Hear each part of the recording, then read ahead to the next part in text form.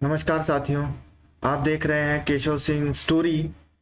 आज जो कहानी आप लोगों के सामने लेके आया हूँ वो है फेसबुक पर दोस्ती और उसके बाद एक मर्डर, एक हत्या की एक अनोखी सच्ची घटना पे आधारित ये एक कहानी है जो लोगों के लिए सीख भी है।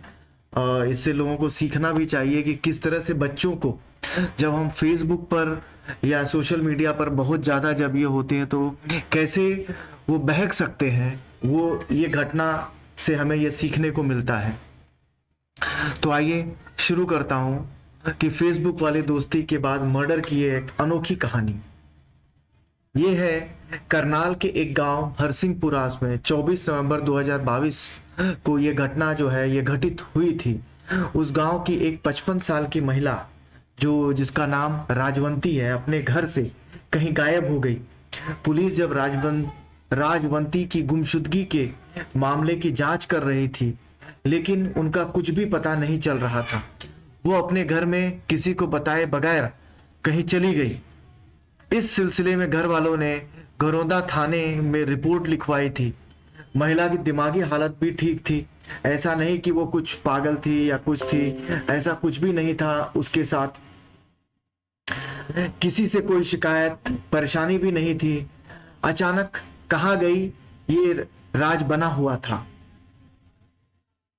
ऐसे में अब गुमशुदगी के इस रहस्यमयी मामले की जांच सीआईएफ स्टाफ के हवाले कर दी गई। इस बीच जो पुलिस का ध्यान एक अजीब इत्तेफाक पर गया। इत्तेफाक ये कि जिस रोज से राजवंती देवी गायब थी उसी रोज उसी गांव में एक लड़की की एक दर्दनाक हादसे में भी मौत हो गई थी। 25 साल की इस लड़की का नाम था अंतिमा था।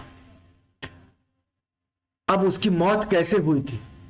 अंतिमा अपने ही घर में करंट लगने और झुलसने की वजह से मारी गई।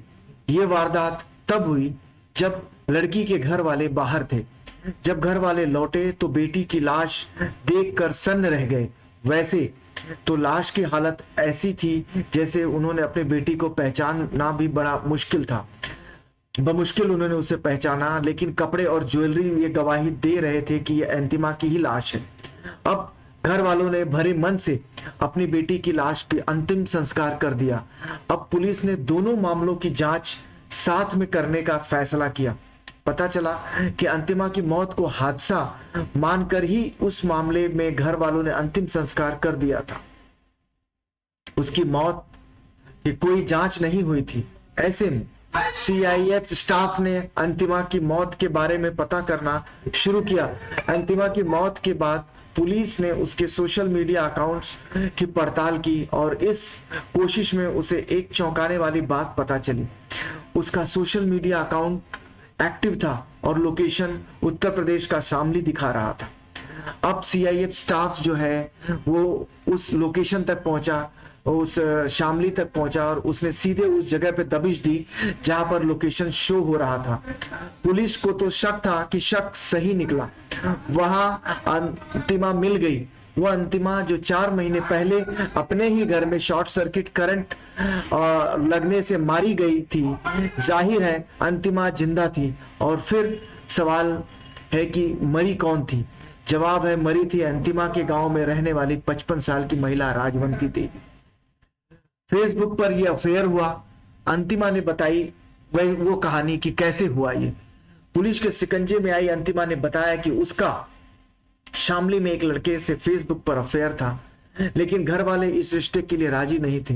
ऐसे में वो अपनी मौत दिखाकर अपने आशिक के साथ सुकून की जिंदगी जीना चाहती थी। प्लानिंग उसने पहले से तैयार कर रखी थी, बस उसे मौके का इंतजार था। इत्तेफाक से 24 नवंबर को उसके घर वाले कहीं बाहर गए थे और मौका पाकर उसने अपने पड़ोस में रहने वाली राजवंती देवी को बुला लिया। इसके बाद उन्हें पानी में नींद की गोली पिलाकर मिलाकर दे दी। अब राजवंती गोली खाने के बाद बेहोश हो गई। उसने उसका गला घोंटकर मार डाला, फिर करंट लगाया और फिर अपने कपड़े पहनाकर आखिरकार उसकी लाश जला दी ताकि उसकी पहचान ना हो सके।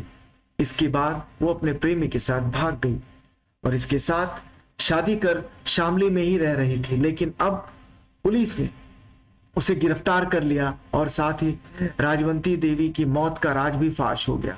तो ये जो था, ये एक वो कहानी, वो कहानी थी जहां पर कि किस तरह से लोग ये रहते हैं कि फेसबुक पर, सोशल मीडिया पर जो बच्चे जो मिलते हैं, जो उनके साथ में रहते हैं, देखते हैं, समझते हैं, ये इसे समझना चाहिए कि हमें अपने बच्चों को तो सोशल मीडिया पर जो एक्टिव है, जो देख रहे हैं, उनके ऊपर नजर भी रखनी चाहिए कि वो कर क्या रहे हैं, क्या नहीं कर रहे हैं। क्योंकि इससे जो बड़ी दुखद जो बात ये होती है कि सोशल मीडिया पर बच्चे से खराब ही होते हैं।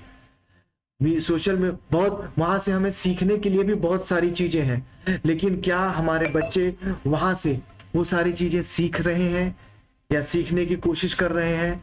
नहीं, बहुत सारे बच्चे ऐसे नहीं होते हैं, लेकिन कुछ बच्चे वो भी होते हैं जो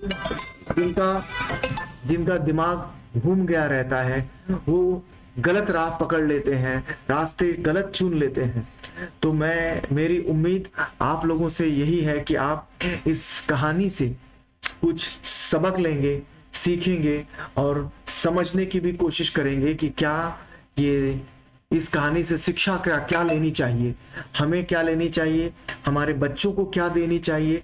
एक माता पिता और पेरेंट होने के नाते हमें हमारे बच्चों पर कितनी नजर रखनी चाहिए, कहाँ तक नजर रखनी चाहिए। अगर हमारे बच्चे समझदार हैं तो ठीक है, लेकिन अगर ना हो तो हमें उन पर नजर और कड़ी नजर रखनी चाहिए। धन्यवाद।